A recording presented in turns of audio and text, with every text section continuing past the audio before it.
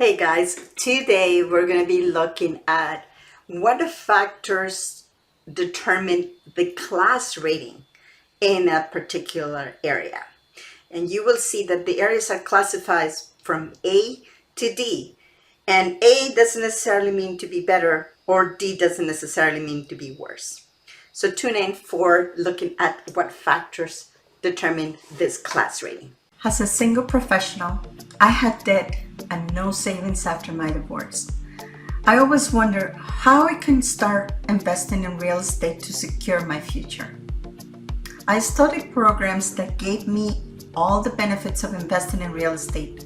Some claim I could start with no money, but I could not find one that gave me the practical, actionable steps I needed. As a wealth advisor, I've met people that own real estate but weren't ahead financially.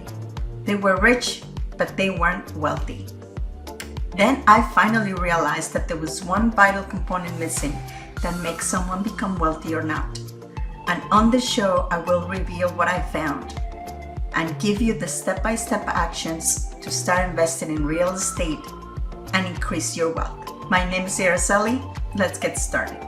When I first started buying property, people would say, are you going to buy in an B area, C area, D area? And I had absolutely no idea what they were talking about. But basically, there are certain factors that you need to consider in order to rate the area that you're in. And today we're going to be talking about what are those factors and what does it really mean to be going from an A to a D. We're not going to go into the specifics of each one of the classifications, but what are the factors that determine that rating? And let me just I have a presentation so it's easier for you to visualize, and just let me go get it. There we go.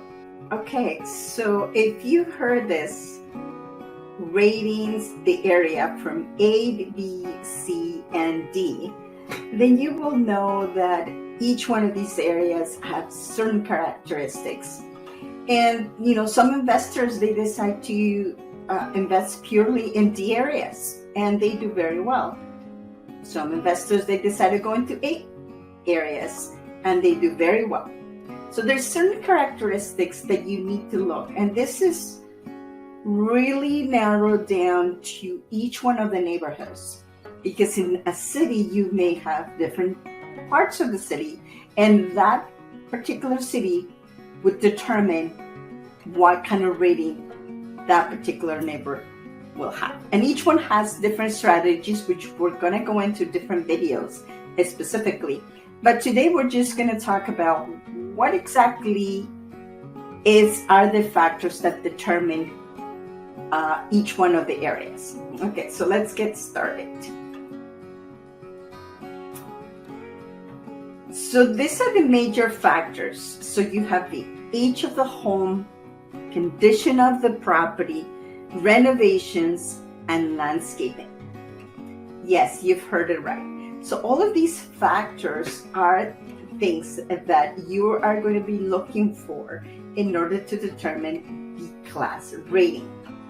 The way to look at classifications from A to D is from best to worst. And what I mean by best to worst is usually A-class rating neighborhoods are newer and in better shape than the D-class neighborhood. However, this strategy, and this is what I want you to think about, the strategy does not necessarily mean that if you invest in the D neighborhoods that have a less rating, that you're going to do badly with your real estate investing. And the same way that if you invest in A-class neighborhoods, that doesn't necessarily mean you're going to do well either. So take a look at that, because this is going to make sense very shortly. So as I said, the age of the home can be indicative of number of renovations required. In Class A neighborhoods, we don't have a lot of these because they are usually newer neighborhoods. So having to do a lot of renovations is probably not bad. And C and D, obviously, they go from older and then they keep getting older. And so, however, some neighborhoods may include homes that they are various ages, like it might be gentrifying. So you have a mixture of older homes and newer homes. When it comes down to the condition of the property, investors would look at the overall condition of the home in the neighborhood to see if they are poorly or well maintained. Now, for renovations, so the number of renovations as well, it extends to the number of repairs that you need to complete. And of course, if you have an older home, you might need to have updates, even though the house is in good condition. So additionally, if a good number of newly renovated properties are already sitting in the neighborhood, this can be potentially an upgraded neighborhood. So that's what I mentioned before. Sometimes we do have a mixture, especially in gentrifying areas. And the landscaping. Okay, so this is, don't get confused with the gardening, right? So neighborhoods with attractive landscaping that include well-designed front yards with paths, rocks, features, maybe big trees, they can drastically differ in class from those locations that have no overall landscaping design, no trees, no nothing outside, there's no curb appeal. So that's how you want to look at these 4 factors. Now we're going to get into the property features, the area amenities, area jobs, the crime rate. When it comes down to property features, we're really talking about what is it, the convenience of the home. And what this is do you have a central air conditioning? Maybe you have high-end flooring, granite countertops, various upscale features. Maybe you have a dishwasher. There's lots and lots of things that could be considered like bells and whistles. And you will see those more into the A and B neighborhoods and not as much in the C to D neighborhoods. So all of that will determine what kind of class it is. The more features you have in the property, the higher the class would be. For area amenities, that could be a really good factor, especially if you are planning to have this property as a rental. And in this case, you're going to be looking for grocery stores, coffee shops. In some cases, you want to have maybe a golf course. So that might be a determining factor for somebody that is renting because it's a high-end neighborhood. So all of these, anything that is close by that will appeal to people, malls, even large office complexes, because that may have jobs. So determining that, it will tell you what kind of class there is. The next one is the area jobs, of course. So if you live close to a large mall, for example, you know that there's going to be quite a number of people employed there. And therefore, you're going to see what type of people are working in the mall to determine what kind of class of properties you're going to have close by. And all the things as well as if there is a factory close by. So you know as well that there's going to be a large concentration of people close to that area because they want to be close to where they work.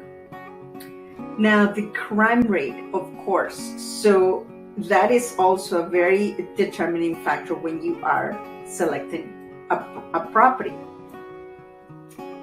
In the majority of cases, Class A neighborhoods will have less crime rate than as you go along the B, C, and D. In D, usually there's a lot of crime because of the state that the properties are in. So that's one of the things that will determine as well what the class rate is. And the last thing that I want to touch on today when it comes down to how to determine it is the appreciation versus cash flow.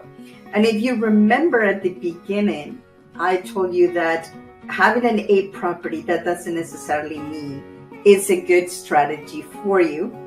And the same as having D properties may not be what you want. So in general, from A to D, you will have a larger appreciation in A and lower appreciation in D, and then obviously you go along that way. But cash flow is the opposite.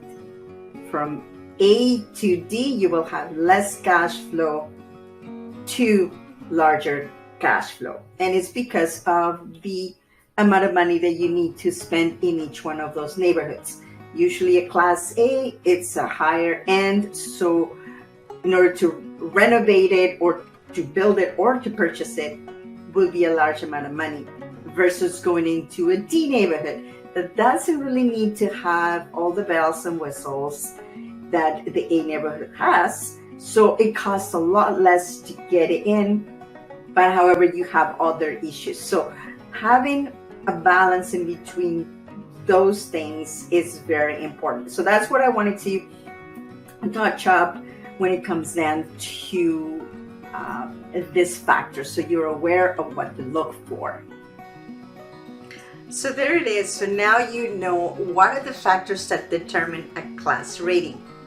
And the one thing to remember is A is not always better than D. So as a summary, remember that you're going to look at the age of the home, the condition of the properties, renovations required, landscaping, property features, area amenities, area jobs, crime rates. And when you have all those together, remember to look at what is the appreciation of the area versus the cash flow if you're going to be renting this type of property. And that will give you the type of strategy that you're going to be following. Okay, so I hope that helps, and I will see you in the next one. Thank you for being here on the show.